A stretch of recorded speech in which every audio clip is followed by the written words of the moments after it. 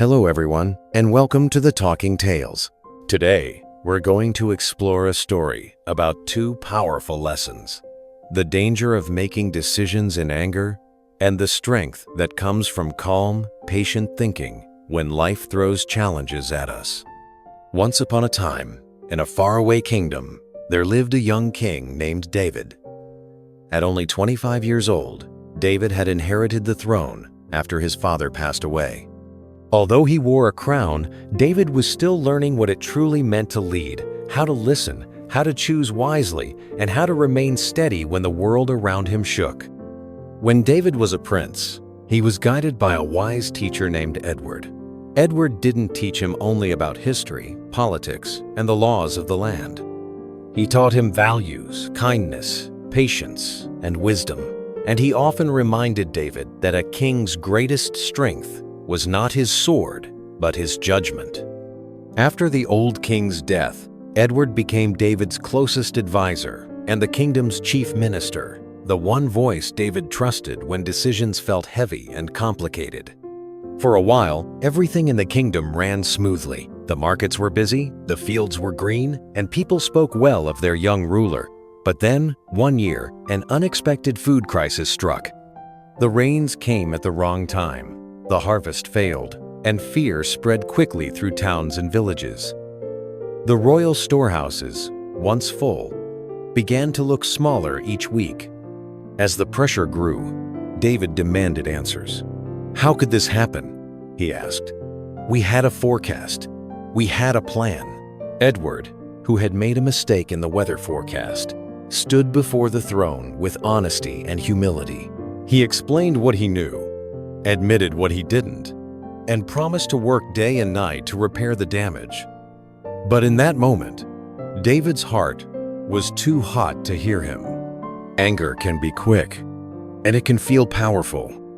It can also be blind. Overwhelmed by frustration, David made a decision without thinking twice. In front of the court, nobles, guards, and servants watching, he ordered Edward, his mentor and the man who had helped shape him, to leave the kingdom and never return. The room fell silent. Edward's face tightened, not with hatred, but with sadness. Still, he did not argue.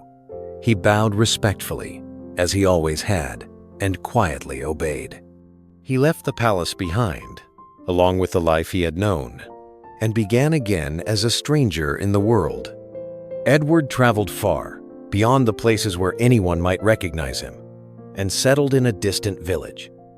Though he still had wealth and could have lived comfortably, he chose a simpler life. He became a humble farmer, waking early to work the soil, learning the rhythm of seasons, and sharing in the daily struggles of ordinary people. The villagers soon noticed something special about him. Edward didn't speak loudly, but when he spoke, he brought clarity. When two neighbors argued over a boundary line, Edward helped them find a fair solution. When crops struggled, he suggested practical ways to protect the seedlings and conserve water. People began visiting his small home not because he demanded respect, but because he earned it through calm words, thoughtful choices, and patient attention. Back in the kingdom, however, King David was struggling more than he expected. Without Edward's counsel, every difficult decision felt like walking alone in a storm. He began to miss the steady guidance he had once taken for granted, especially when the crisis continued and new problems appeared one after another. At night, David replayed the moment he banished Edward. The anger that once felt justified now felt like a mistake. Regret grew inside him like a thorn that wouldn't stop scratching. Finally, David admitted the truth to himself. "I acted in anger. I punished the wrong person. I pushed away the wisest man I know." Determined to correct his mistake, he sent soldiers across the kingdom to search for Edward and bring him back. Days turned into weeks, but there was no sign of him. The kingdom was vast, and Edward had disappeared, as if the wind had carried him away. Then David remembered something Edward once taught him. If you cannot find a person directly, look for the mark of their mind, the way they solve problems, the way they think differently from everyone else. Inspired by that idea, David created a test. He ordered his soldiers to send a letter and a small clay jar to the head of every village. The message was strange but clear. Each village leader must return the jar filled with wisdom within 1 month. If they failed, they would have to fill it with precious jewels instead. Village leaders across the land panicked. Wisdom, They whispered. how can we put wisdom into a jar? Some considered writing clever sayings on paper and stuffing them inside. Others argued that wisdom was invisible and impossible to measure. Most villages didn't have enough jewels to fill a jar, and they feared the king's punishment if they failed. Eventually, the letter and jar arrived at the village where Edward lived. The village leader, confused and worried, hurried straight to Edward and begged for guidance. Edward listened carefully. He looked at the jar. He read the king's words again, slowly. Then he said the same thing the villagers were already thinking. Wisdom can't be poured like water or stacked like stones. The villagers' faces fell. They imagined soldiers returning, demanding jewels they didn't have. Some people began to cry. Others clenched their fists, angry at the king's strange request. But Edward remained calm. He breathed, he thought, and he reminded them gently that fear makes the mind small, while patience gives the mind space. "Hand me the jar," he said. "I will make sure it is filled with wisdom by the end of the month." The village leader stared at him. "But what do you plan to do?" Edward smiled softly. "I'm not sure yet," he admitted.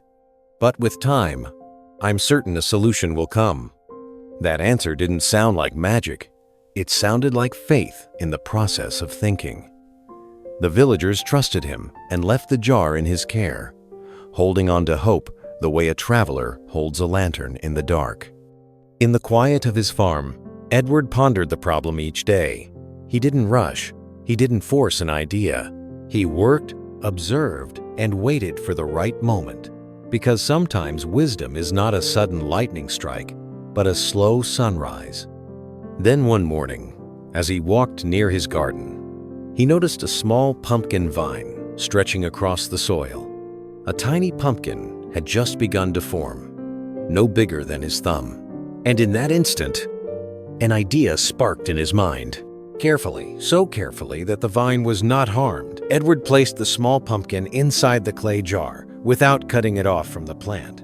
The pumpkin sat there like a seed of possibility. Day by day, Edward watered the vine. Day by day, the pumpkin grew larger. It pressed against the jar's walls, expanding slowly, steadily, until it filled the entire space. By the end of the month, the pumpkin had grown so large inside the jar that it could not be removed. Only then did Edward cut the vine, leaving the jar filled with a fully grown pumpkin grown through time, care, and patience. He sent the jar back to the kingdom, exactly as the king had demanded. When King David received the jars from villages, most were unimpressive. Some contained scraps of paper. Some were empty. Some were filled with stones in desperation. But when David opened Edward's jar and saw a giant pumpkin perfectly formed inside the clay, he froze in amazement. Then he laughed, not in mockery, but in awe. "To grow a pumpkin this large inside a jar," he said, "is the work of a truly wise mind." In that moment, David knew only Edward could have solved the problem in such a patient, clever way. Without hesitation, David prepared to travel personally. This time, he would not send soldiers. This time, he would go as a man seeking forgiveness, not as a king giving orders. English, auto-generated, POW. And so, David set out to find Edward, ready to apologize and bring him back not just to restore a minister, but to restore the wisdom he had thrown away in a single moment of anger. So what can we learn from this story? Don't make decisions in the heat of anger. Strong emotions can cloud your judgment and lead to regret. And before you try to solve a problem, take a moment to calm yourself. A peaceful mind creates clear thinking, and clear thinking helps you find the best path forward. In the end, wisdom often looks like patience. It looks like waiting long enough for the right idea to grow, just like a pumpkin on a vine. Thank you for listening. Keep practicing, keep learning, and keep growing. I'll see you in the next story.